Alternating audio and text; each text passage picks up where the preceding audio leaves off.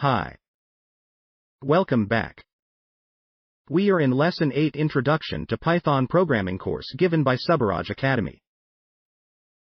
Before we proceed, make sure that you have carried out programming as I did in the previous lessons. If not, stop, go back to the previous lessons.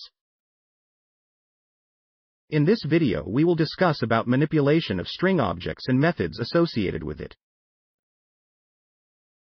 A substring is some part of a string.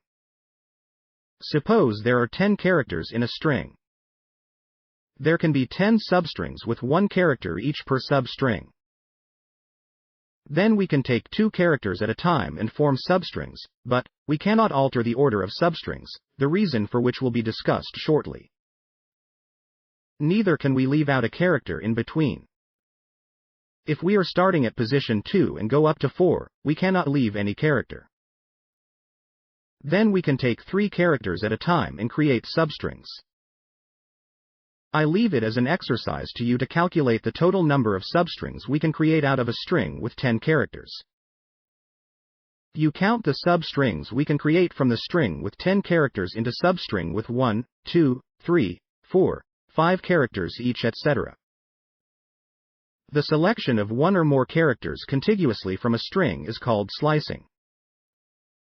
Note the word contiguously. The general form of slicing is given below. String underscore object, start underscore index, end underscore index plus 1. Note that we create a substring through slicing characters from an object. When we do that, we have to specify the index in the object from where slice. We also give the position up to which we have to slice. The end index is incremented by 1. String underscore object, 2 to 7, will return the slice of the string from index 2 to index 6. Given that str1 equals mango, we know that the starting index is 0 and the index of O is 5 to 1, which is 4. Now if find str1, 3 to 5, guess what will you get? Confirm your answer with the help of idle shell. During slicing, when the starting index is missing, it is assumed to be 0. The following operation will get us the string from the beginning till index 8. Greater than str1, 9. Mango box. When the ending address is given, we slice up to index, end 1. If the ending index is missing, then we slice up to the last character. For instance, str1, 4, will slice from index 4 till end of the string object. We can always slice giving both starting address and ending address falling within the range of the indices of the string object. A string cannot be altered after it is created. It can only be accessed for reading and not for writing. So it is immutable. If we try to assign a new character to any of the indices of a string, we will get an error. If we try to alter any character in a string object, it will cause error. But there is a way out. We will discuss it soon. But we can assign a new string to a string variable. For instance, str1 equals cloud. In this case, the original contents of the variable will be lost. Every programming language has many predefined functions associated with it. We studied mathematical functions and other functions in the previous lessons. These functions are called library functions or built-in functions. Note that a function or method is a group of statements that will carry out an assigned task. To check characteristics of strings, there are several methods as listed here. For instance, str1, isupper, will check whether all characters in str1 are in uppercase. The method is underscore digit checks whether all characters in the string are digits. We call the methods in conjunction with a string object, connecting them with a dot operator. Suppose we define variable str1 equals elephant. Greater than str1 is lower, hash checks whether all characters in str1 are in lowercase. Since it is true, it prints true. Greater than str1 is alpha. We'll check if str1 contains only alphabets. We get the result as true. Greater than str1. I supper. Hash, are they all in uppercase? False. In the previous slide we had initialized str1 with elephant. If we check str1 is digit, we will get the result as false. Note uppercase F. Suppose we wish to find presence of character in the string, we use the method find. The method find, p, returns the index of p, as 3. If the character is not present, we will get -1. So far, we used string methods which do not modify the strings. We will now look at methods which alter the contents of a string object now. The alteration does not alter the contents of the original strings. Such methods are listed here. The Python replace method is used to find and replace characters in a string. It requires a substring to be passed as an argument. The function finds and replaces it. The replace method is commonly used in data cleaning. Notice from the second line the character H has been changed to K. But when we try to find str1 after that, we get the original string without replacement. Thus strings are immutable. We can use the split function to split the string at the given character. For instance, str1 split a.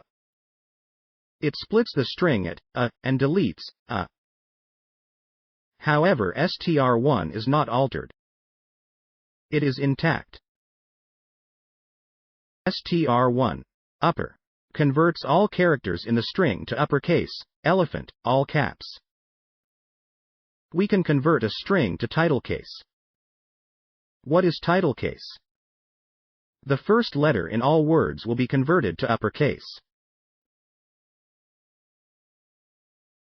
To replace substrings, we can use the replace method.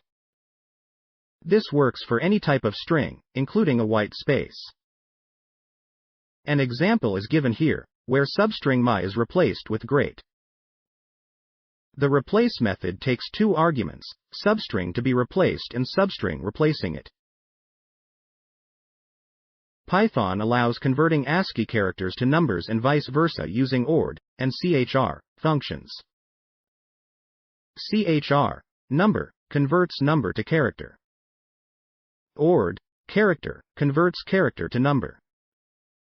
For instance, CHR, 89, is uppercase Y in quotes, meaning that it is a string. Similarly, when lowercase z within quotes is passed to ORD function, we get 122. A program to get a string typed in the keyboard is here. The first 3 lines are comments.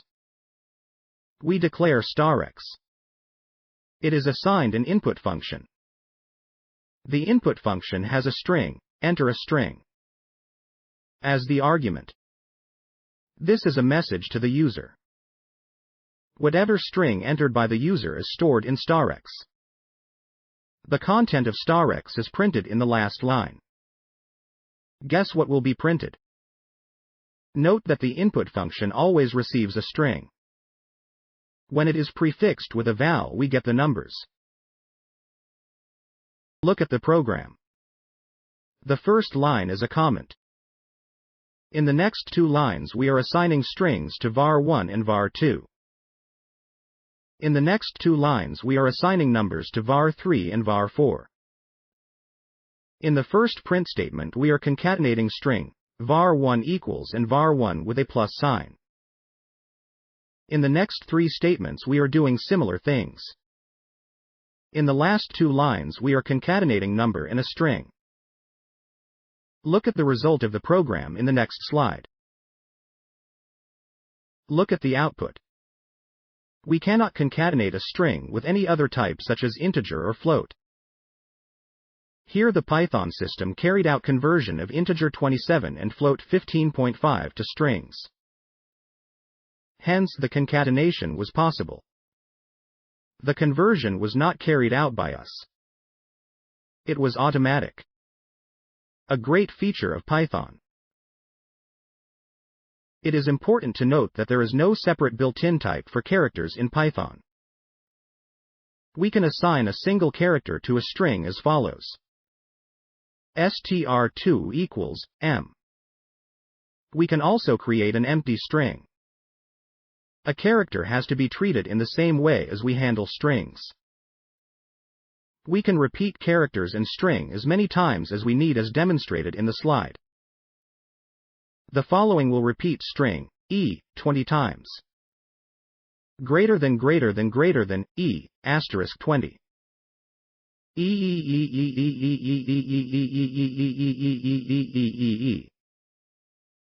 Note that the repetition creates a string again as indicated by the opening and closing quotation marks. An object in Python is called iterable if we can get an iterator from it. We will learn about iterators later. Most built-in containers in Python such as list, tuple, string etc. are iterables. Strings can be reversed, like other iterables, by slicing the string. To reverse any iterable, we use -1. The -1 acts as a step argument, by which Python starts at the last value and increments by -1. An example of reversing a string is given in the slide. This method of traversing a string in the reverse direction is useful in many applications. Thank you for watching. That's all for now. Until we meet again, bye-bye.